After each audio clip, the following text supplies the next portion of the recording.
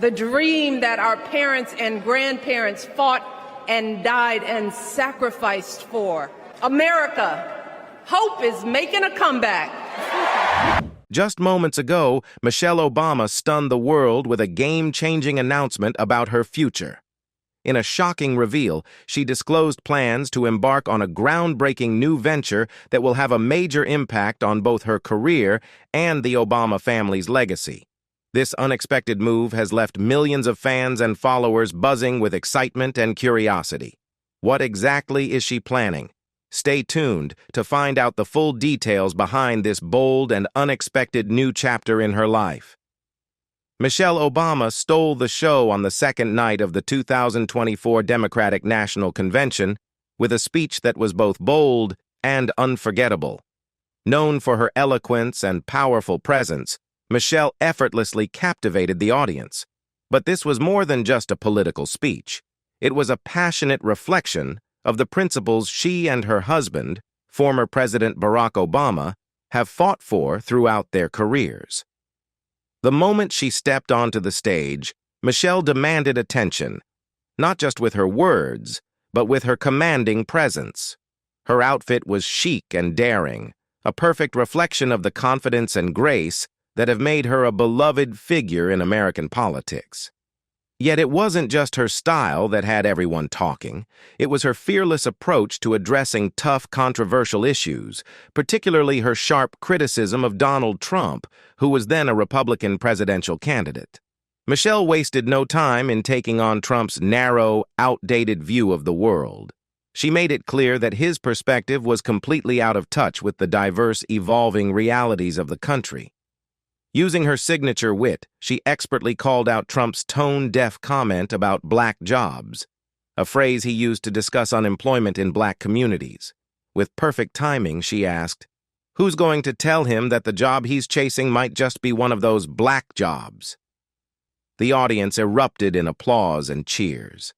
The energy in the room was electric, as Michelle's words resonated with many in the crowd. Her blend of humor and sharp critique showcased not just her speaking talent, but her deep understanding of the political climate. By mocking Trump's presidential bid as a black job, Michelle didn't just expose the absurdity of his words. She made a powerful statement about the need for diverse leadership in this country. After Michelle Obama's powerful speech, the buzz wasn't just about Donald Trump. Social media exploded with mentions of Melania Trump, the former First Lady, who had been accused of plagiarizing Michelle's 2008 Democratic National Convention speech. That controversy had haunted Melania every time Michelle spoke, and 2024 proved no different.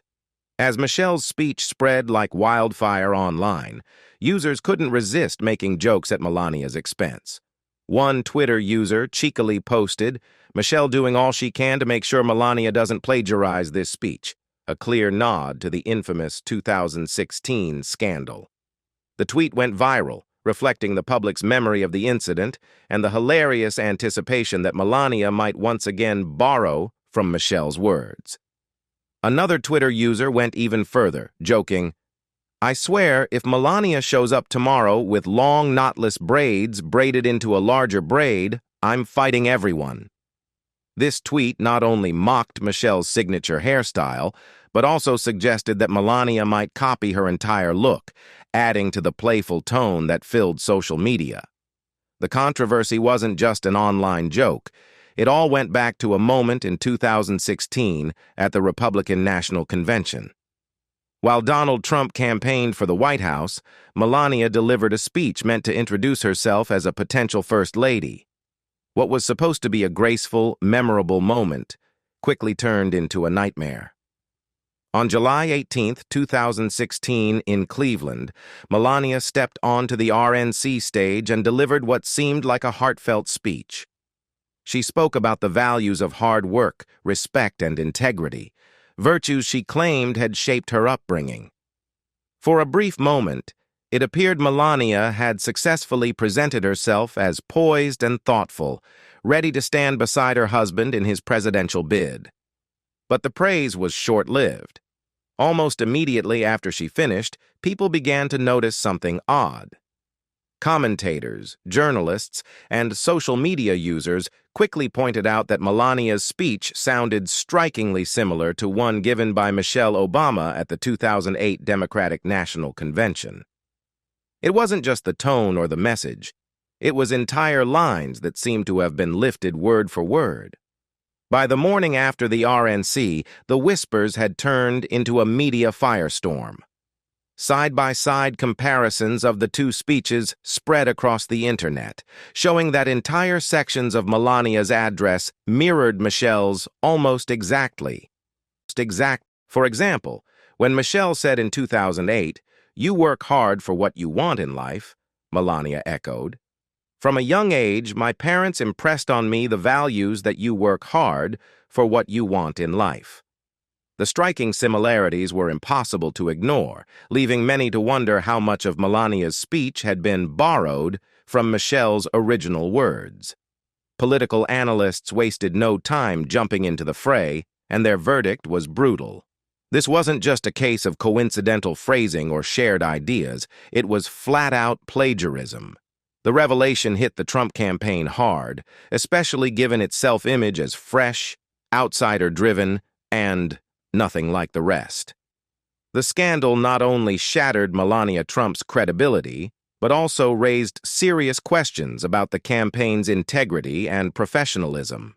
At first, the Trump campaign tried to brush off the controversy with a mix of defiance and weak excuses. Some surrogates suggested that Melania had merely been inspired by Michelle Obama, and that the striking similarities were simply a reflection of shared values, not a direct copy. Others quickly blamed the speechwriters, claiming that Melania wasn't even aware of the plagiarized material. One official even tried to spin it by saying that the similarities were the result of a team of writers drawing from Melania's inspirations, and that some phrases had accidentally slipped through without being properly vetted. However, these explanations only made things worse.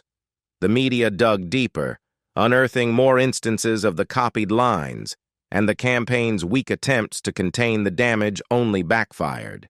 Comedians and late-night talk show hosts had a field day with the scandal, turning Melania into the punchline of every joke and reinforcing the perception of her as a serial plagiarist.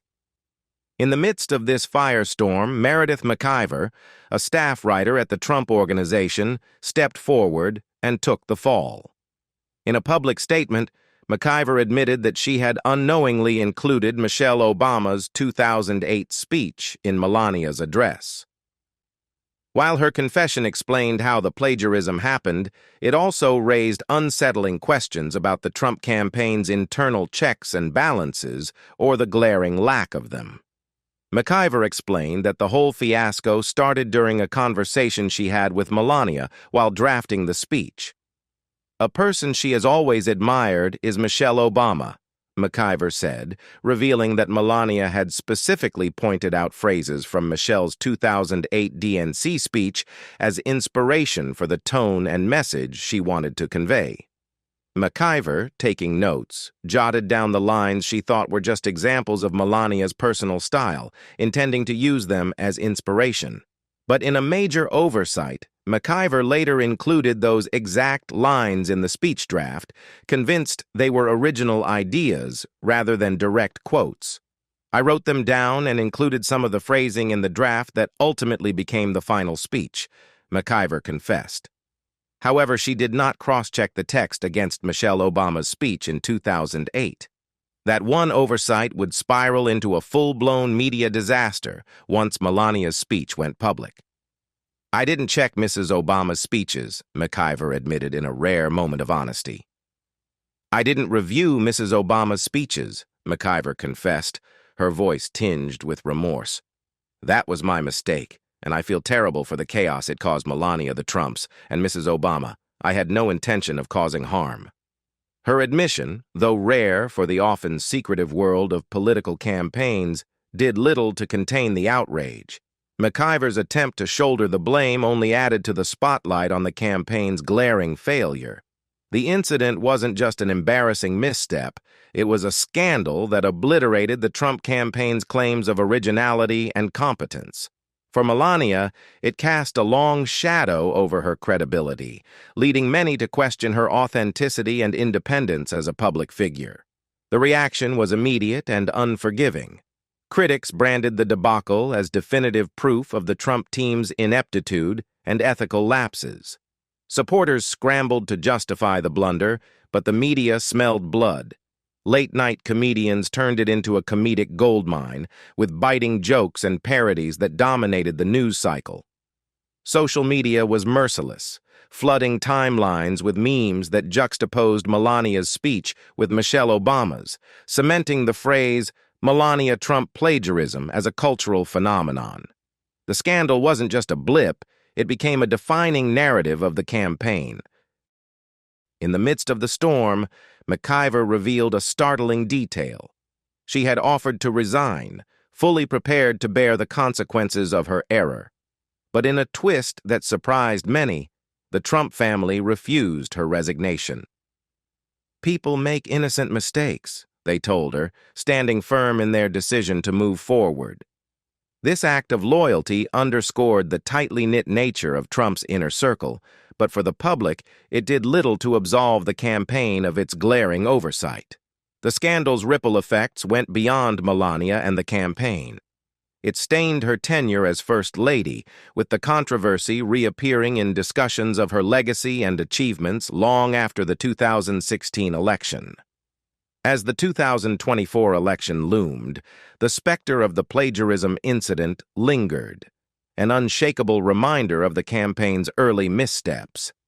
Meanwhile, Michelle Obama, now a revered stateswoman and cultural icon, continued to captivate audiences. At the 2024 Democratic National Convention, she delivered another stirring speech, her words resonating with the same hope and unity that had defined her address in 2008. Her presence was a stark contrast to the lingering controversy tied to Melania, further cementing Michelle's place in the public's imagination as a symbol of integrity and eloquence. Michelle's evolution over the years extended beyond her speeches. When she entered the White House in 2009, her style became an instant sensation. With her signature shoulder-length bob and timeless yet accessible wardrobe, she exuded both elegance and relatability. Her fashion choices, often understated but always powerful, became a reflection of her role as a First Lady who balanced tradition with modernity. Her fashion choices were never random. They were deliberate statements. She skillfully blended elegance with relatability, always making sure her wardrobe did not detract from her role as a public servant. In her memoir, Becoming, Michelle opened up about the internal conflict she faced when making wardrobe decisions. She shared, "When it came to my choices, I tried to be somewhat unpredictable, to prevent anyone from ascribing any sort of message to what I wore. It was a thin line to walk. I was supposed to stand out without overshadowing others, to blend in but not fade away." As First Lady, Michelle's wardrobe became more than just clothing. It was a tool for diplomacy. She strategically wore American designers, subtly boosting national pride and supporting the domestic fashion scene. Whether attending state dinners or interacting with everyday Americans, every outfit was carefully chosen to reflect her broader mission: to inspire and connect with people from all backgrounds. Her hairstyle was just as iconic.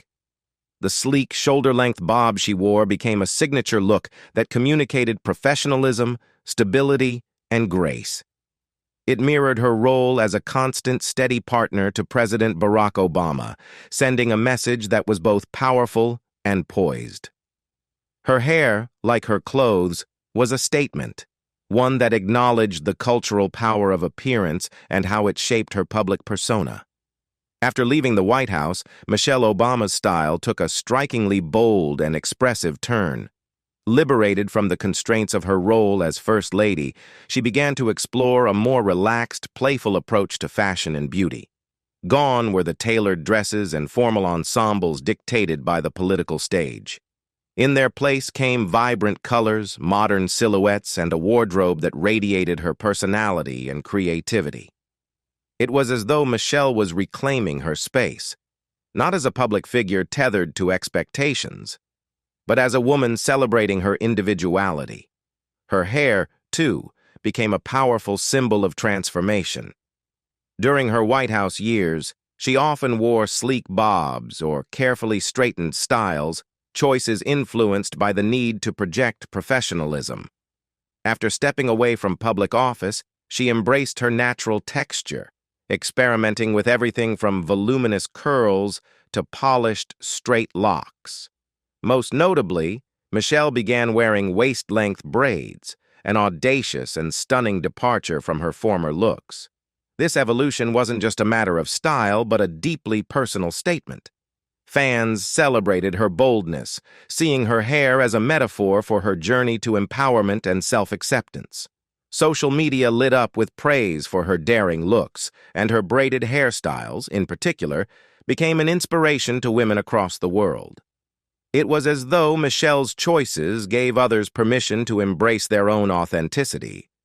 Her hairstylist, Yene Damtu, has been instrumental in this transformation.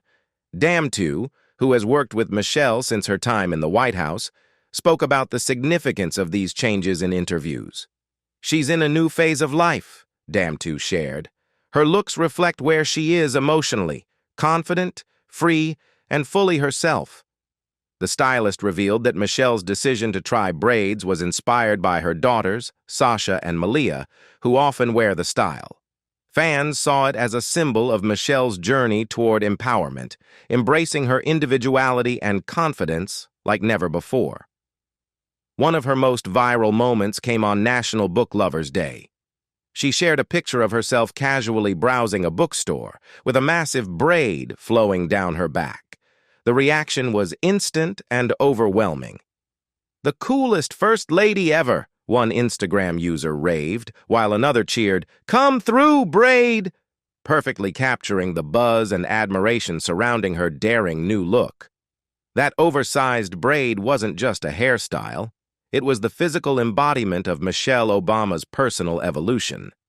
It signaled the beginning of what many are calling her fun hair era, a time when she's free to let loose, experiment, and celebrate her true self.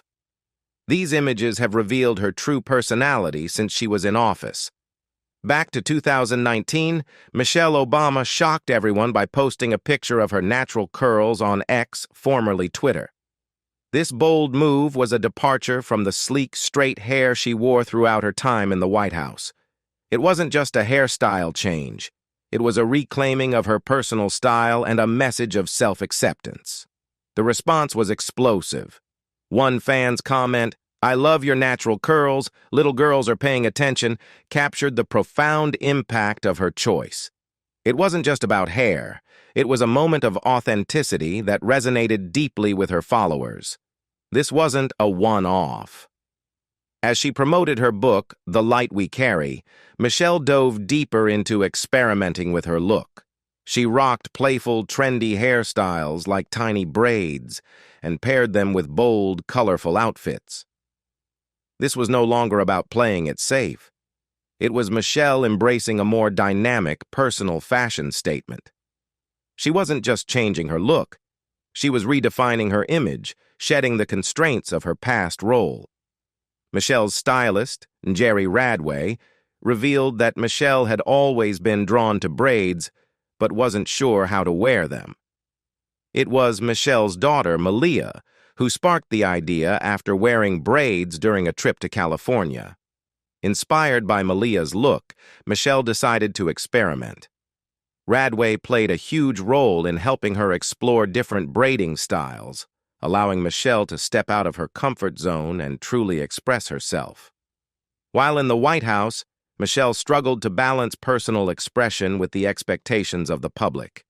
One of the most noticeable compromises she made was straightening her hair instead of wearing braids.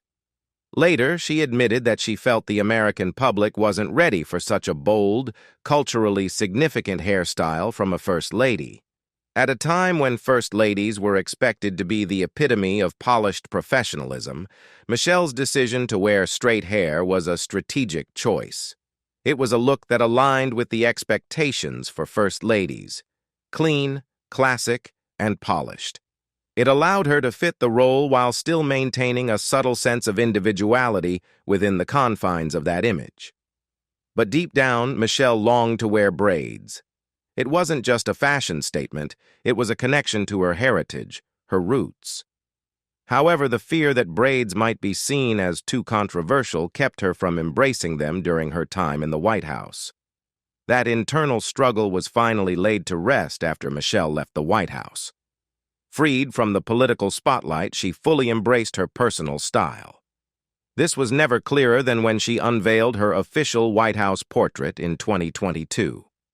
For that moment, Michelle chose to wear her hair in pleats, an elegant style that was both a tribute to her heritage and a declaration of her own personal style journey. The decision to wear braids in her official White House portrait was more than just a style choice. It was a bold statement of reclaiming her identity. It was a way for her to reconnect with her roots and celebrate the culture that had been suppressed during her time in office. White House correspondent Eugene Daniels captured the gravity of the moment when he tweeted, "Something that will mean a lot to Black people across the country. Former First Lady Michelle Obama wearing braids at the unveiling of her official White House portrait." Unlike the structured and highly scrutinized years she spent in the White House, Michelle Obama now enjoys a freedom that was unimaginable during her time as First Lady. While her departure from the White House was widely covered, few could have anticipated just how much she would embrace this newfound liberty. Being part of the first family might seem like a dream to outsiders: luxury cars, private jets, designer clothes, and proximity to the world's most influential figures. However, Michelle has often shared that the reality was far more complex. Beneath the surface of glamour and privilege lay significant emotional and psychological challenges, ones that were rarely visible to the public. The perks of global travel and rubbing elbows with the rich and famous might sound glamorous, but for Michelle, the role of First Lady carried a heavy emotional burden. The constant exposure to the world's most harrowing issues, from wars to famine, natural disasters to political unrest, was a daily struggle. While the public only sees the headlines, the First Family is front and center to the world's crises. Michelle, as First Lady, had to grapple with this constant awareness of global suffering, a pressure that weighed heavily on her. During her husband Barack Obama's presidency, Michelle was not only a supportive wife, but also a silent witness to the pressure that came with the job. She had access to the grim realities of global affairs, things most people would never see or hear about. The level of exposure was often overwhelming, and it took a toll on Michelle's mental health. The emotional weight of these global issues was compounded by the demands of her public role. In an intimate conversation with Jay Shetty on the On Purpose podcast in January 2024, Michelle gave an unfiltered account of what it was like to be the First Lady. She revealed how knowing too much could be emotionally exhausting. "There's such a thing as knowing too much," Michelle confessed. "And when you've been married to the President of the United States who knows everything about everything in the world, sometimes you just want to turn it off." She didn't sugarcoat the darker side of life in the White House. Michelle explained that the constant access to sensitive information about national security and world affairs could be deeply unsettling. "Having the inside track on world affairs can be terrifying," she admitted, reflecting on the strain of holding such knowledge. As First Lady, Michelle had the unfortunate privilege of being privy to classified and often disturbing information. She recalled the unsettling feeling of seeing the Secret Service rush in or receiving classified documents with a sense of dread. "When the Secret Service comes knocking, you know that something is going down," Michelle said.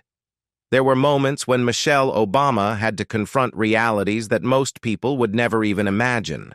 She openly admitted that there were things she simply didn't want to know. "I don't want to know what was in that folder that you just got that made you quiet. I don't want to know why the security just pulled you over," she confessed. The secretive atmosphere surrounding her life in the White House created an underlying anxiety, as Michelle often had to carry the burden of knowledge she wasn't always fully briefed on, but could sense the significance of.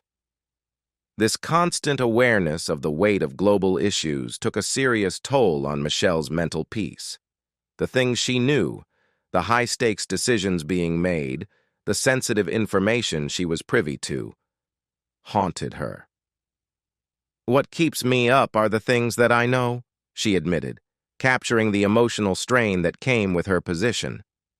It was more than just sleepless nights.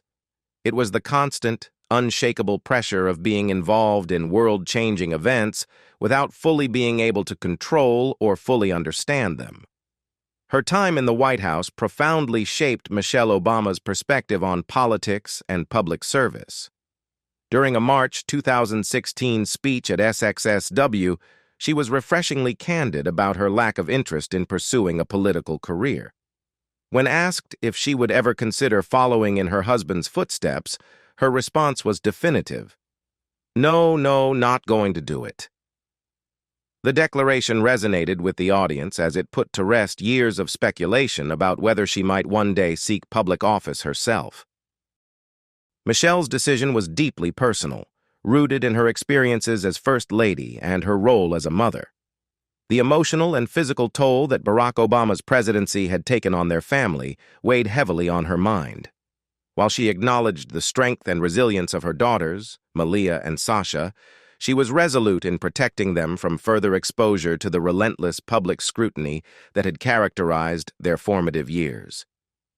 They handled it with grace and poise, but enough is enough, she said, offering a rare glimpse into the personal sacrifices their family endured. The years in the White House had been transformative but grueling.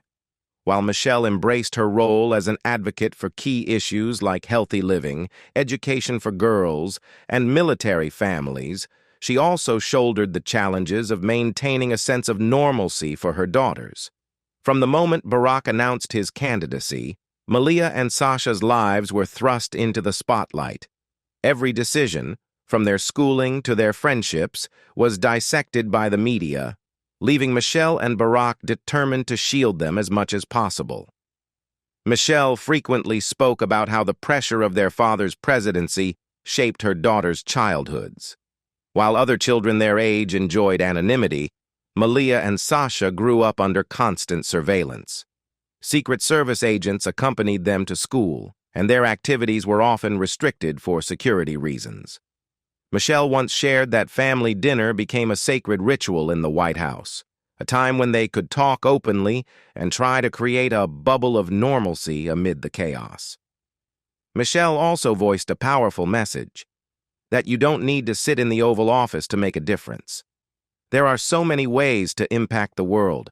You don't have to be President of the United States, she argued, showing that real change can come from many different avenues, not just the highest political position. In a November 2018 interview with Oprah Winfrey, Michelle Obama gave a rare glimpse into the realities of life inside the White House. She likened the experience to living in the fanciest hotel, where an attentive professional staff catered to every need. "It's like living in the fanciest hotel," she said, describing how the staff ensured that everything, from gourmet meals to the smallest details, was handled with flawless precision. These attendants, impeccably dressed in tuxedos, upheld the White House's tradition of formality and excellence. However, Michelle revealed that this level of formality sometimes clashed with the realities of raising two young daughters. Despite the luxury, she and Barack were determined to create a sense of normalcy for Malia and Sasha, ensuring that the grandeur of their surroundings didn't overshadow their childhood. One of Michelle's first decisions was to make adjustments to the formality of the staff's uniforms. "We're having pancakes in the morning. It's just crazy to have a man with a tuxedo coming when you've got little girls at a sleepover," she recalled with a laugh. Recognizing how surreal it must have felt for the girls and their friends, Michelle opted to replace the tuxedos with something more casual. "We canceled the tuxedos. It's like, you'll take those off and wear polo shirts and slacks," she explained, highlighting how this small change helped make the historic residence feel more like a family home. The Obamas' commitment to balancing tradition with relatability extended beyond uniforms. Michelle spoke about the importance of teaching her daughters responsibility, even within the confines of the White House. Despite the presence of household staff, Malia and Sasha were expected to make their own beds and handle their chores. "They have to learn how to live outside of these walls," Michelle said, emphasizing the need to instill independence and grounded values in her children.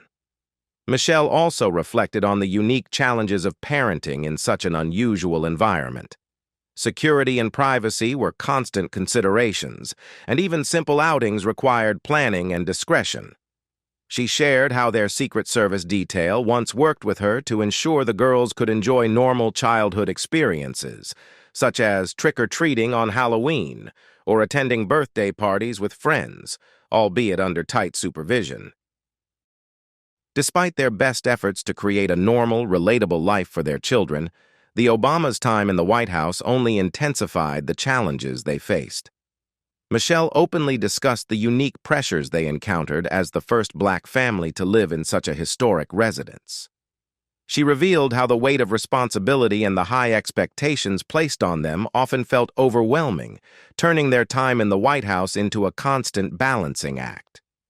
Raising their children wasn't just about repeating routines. It required constant adaptation to ensure their approach remained fitting and on track. On the Light podcast, Michelle Obama opened up about the immense pressure her family faced during their time in the White House. Reflecting on how the administration remained scandal-free, she said, "It was no accident." She highlighted the incredible effort behind every decision and public appearance, emphasizing that they worked tirelessly to maintain the highest standards. This was particularly important given their historic role as the first Black family to occupy the White House and the intense scrutiny that came with it. For Michelle, much of the pressure fell on her daughters, Malia and Sasha. "Our children had to show up right in the world," she explained, pointing out how even small mistakes would not be excused in the public eye. Unlike typical teenage behavior, any misstep they made could be seen as a reflection of the broader image of Black families in America. "Minor slip-ups wouldn't be brushed off," Michelle said. "They would be seen as a statement about the soul of Black folks. They carried the burden of making sure they weren't messy because it wouldn't have been laughed off. It wouldn't have been seen as youthful or excused," Michelle added. Any slip-up could be interpreted as a statement about the soul of Black folks, underscoring the weight of the expectations placed on them. Although the girls enjoyed privileges many others did not, Michelle made it clear that their experiences were far from typical. She understood the intense public scrutiny they faced and took it upon herself to raise them with a deep sense of responsibility and strong character. Michelle wanted to ensure her daughters were grounded and prepared to navigate the pressures of their public lives with grace and integrity. When the Obamas first moved into the White House in 2009, Sasha was only 7 and Malia 10. What followed was an 8-year journey of growing up in the spotlight, with the media and public watching their every move. Michelle knew that raising her daughters in such an intense environment required a special approach to ensure they didn't just survive, but thrived. Michelle also opened up about the challenges of raising her daughters in the public eye. "I had to raise them to be stand-up young people on their own, especially as the daughters of a former president," she shared. Michelle was determined to instill strong values and confidence in Malia and Sasha, knowing that their actions would be continuously observed by the world. To guide them through this, Michelle implemented a set of strict rules. It wasn't about maintaining control for control's sake. It was about preparing her daughters for the complexities of life in the public eye. The discipline she instilled in them helped ensure that they could handle the pressures of their unique situation with grace, integrity, and confidence. Michelle's approach to parenting in the White House was shaped by her deep commitment to family values and responsibility. She was determined to protect her daughters, Sasha and Malia, from the trappings of fame while helping them stay grounded and respectful. Aware of the pressure that came with being the first family, Michelle was dedicated to ensuring her girls understood the weight of their father's role as president. Her parenting wasn't just about setting boundaries, it was about preparing her daughters for the challenges they'd face in the spotlight. Michelle made it a priority to help them grow up with strong values and a sense of self, despite the constant public attention. In an interview on the Moments That Make Us podcast, Michelle explained how she raised Sasha and Malia in such a unique environment.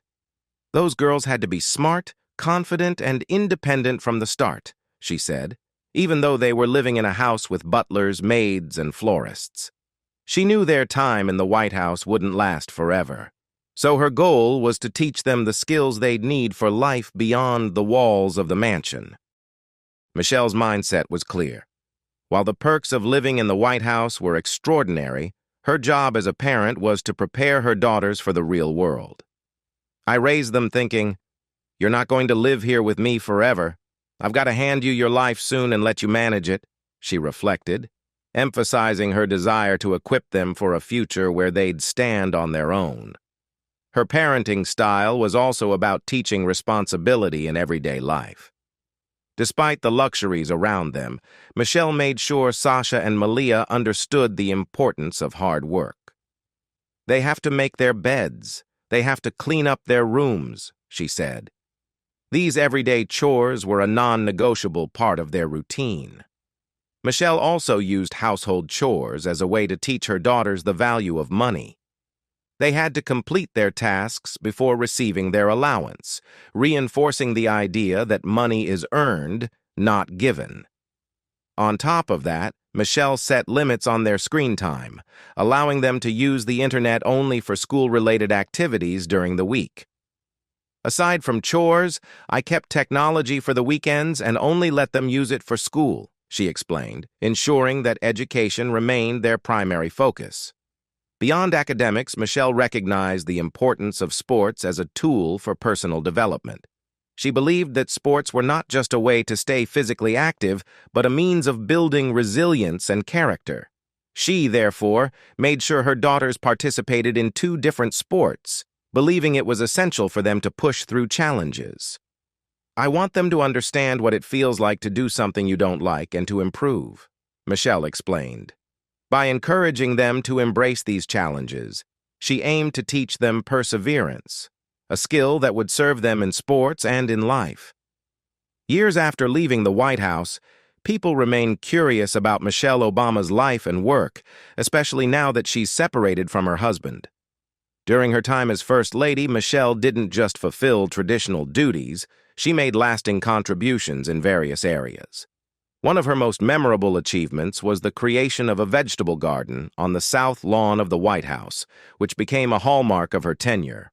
In March 2009, Michelle took the lead in planting what would later become the White House Kitchen Garden, affectionately known as Michelle's Garden. This project wasn't just a hobby, it reflected her deep commitment to promoting healthy eating and sustainable living. She designed the garden with a wide variety of vegetables, fruits, and herbs, with the goal of providing fresh produce for the Obama family and their guests, while also inspiring healthier habits across the country. The garden proved to be a resounding success. It became an integral part of the White House's culinary operations, producing about 2,000 pounds of food each year. The fresh organic ingredients were used in meals for the first family and their guests, emphasizing the benefits of homegrown produce. This project was also an extension of Michelle's larger mission to encourage healthy eating, especially among children. Beyond benefiting the White House, any extra produce from the garden was donated to a local Washington, D.C. charity focused on feeding the hungry. This aspect of the garden highlighted Michelle's commitment to giving back and her focus on social responsibility. Even after the Obamas left the White House, Michelle Obama's garden continued to thrive, standing as a lasting symbol of her dedication to health and sustainability. The White House kitchen garden, which Michelle had cultivated with such care, remains a powerful legacy of her work and the values she championed. In recognition of Michelle's lasting impact, First Lady Dr. Jill Biden paid tribute by sending her a basket of fresh produce from the garden, celebrating both its continued success and the enduring influence of Michelle's initiative. Michelle's creation and stewardship of the White House kitchen garden went beyond being a personal project. It was a reflection of her broader mission to promote healthier lifestyles, raise environmental awareness, and encourage community involvement. The garden quickly became a tangible representation of these values, continuing to inspire and nourish long after her time in the White House. As Michelle moved on to new projects after leaving the White House, the garden's ongoing success and its contributions to the community served as a reminder of her lasting impact. It wasn't just a source of fresh produce. It was a reflection of Michelle's deep commitment to sustainability and improving lives through healthy living.